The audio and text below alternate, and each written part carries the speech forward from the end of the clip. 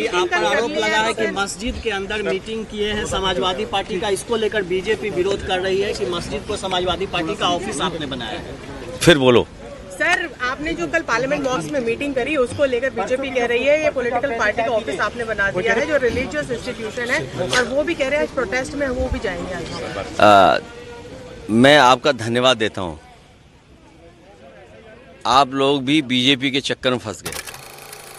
नमस्कार, आप देख रहे हैं द मीडिया एक्सप्रेस न्यूज़। आपको बता दें कि समाजवादी पार्टी के मुखिया अखिलेश यादव ने संसद के बगल में बनी मस्जिद में अपने कुछ सांसदों के साथ एक मीटिंग की।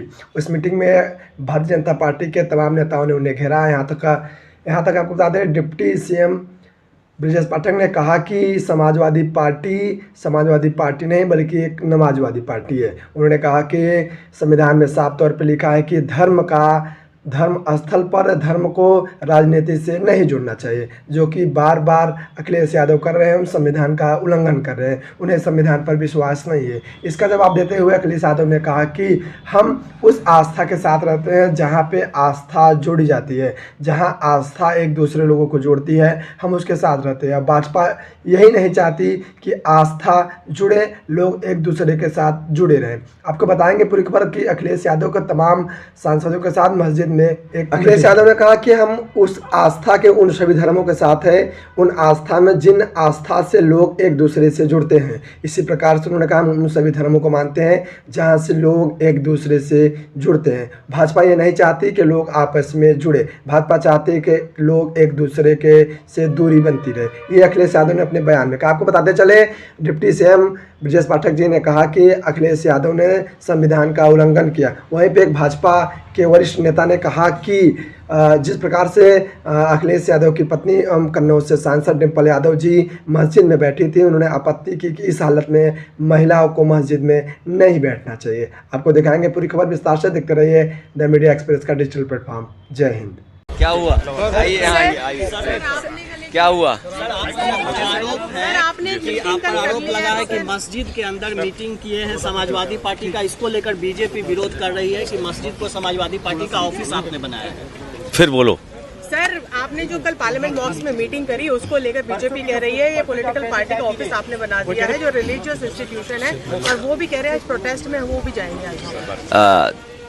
मैं आपका धन्यवाद देता हूं। आप लोग भी बीजेपी के चक्कर में फंस गए। मैं आपसे, क्योंकि ये धार्मिक लोग हैं जो मेरे बगल में खड़े हैं, मुझे नहीं पता था कि आप लोग मिल लेंगे, मुझे मुलाकात हो जाएगी आपसे और एक ऐसा सवाल आएगा। मैं केवल इतना जानता हूं कि आस्था जोड़ती है। किसी भी धर्म या कोई आस्था है, वो आस्था जोड़ती है, और जो आस्था जोड़ने का काम करती है हम उसके साथ हैं। बीजेपी को यही तकलीफ है कि कोई जुड़े नहीं, दूरियां बनी रहें। तो आस्था जोड़ने का काम करती है, और इसलिए हम लोग हर आस्था पर आस्था रखते हैं। पर उनका मत ये है कि पॉलिटिकल मीटिंग नहीं होनी लगा रहे हैं कि अब बीजेपी के कहने से, अब बीजेपी को मीठे से तकलीफ होगी तो मीठा छोड़ देंगे?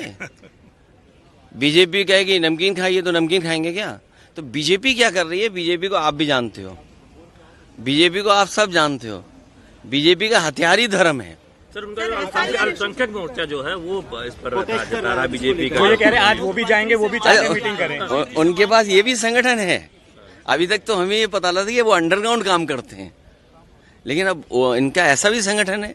ये अंडरग्राउंड संगठन तो नहीं है उनका। सर, पर पसमंदा की बात तो प्रधानमंत्री ने करी थी जब उन्होंने कहा कि पसमंदा समाज को भी ध्यान देना चाहिए, तब बीजेपी ने पूरा समाजवादी पार्टी, नेताजी और पिछली सरकारों में जो काम हुए थे, खासकर पसमंदा समाज, बुनकर समाज के सब काम रोक दिए। अब एक काम कर दें बीजेपी के लोग, अगर इतना उनके अंदर है पसमंदा समाज के लिए, कि जो नेताजी ने कभी और समाजवादी पार्टी ने बिजली फ्री की थी, वो बिजली फ्री कर दें। आप देख नहीं रहे उत्तर प्रदेश में बिजली मंत्री का क्या हाल है? क्या हाल है? जहां जा रहे हैं बिजली नहीं जा रही, मतलब बिजली चली जा रही है, बिजली है ही नहीं। जहां जा रहे हैं बिजली मंत्री, वहीं बिजली चली जा रही है। SIR को लेकर क्या कहना? आज क्या प्रदेश में धर्मांतरण के मामले बहुत ज्यादा आ रहे हैं और बीजेपी ये आरोप लगा रही है कि सत्ता। अरे लोग धर्म नहीं, लोगों ने अपना सब कामकाज बदल दिया, पहनावा बदल लिया। आपको नहीं पता? किसी ने पहनावा बदल कर कुछ कब्जा कर लिया है। SIR को लेकर क्या कहना है? आज किस पे?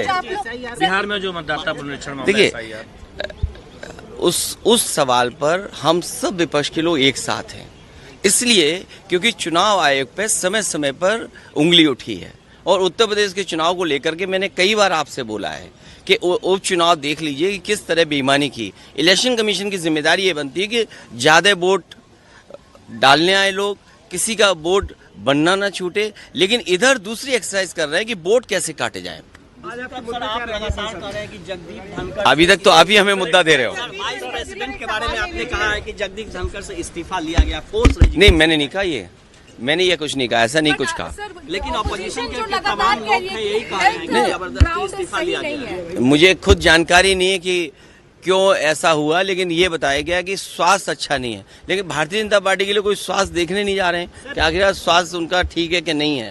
सर,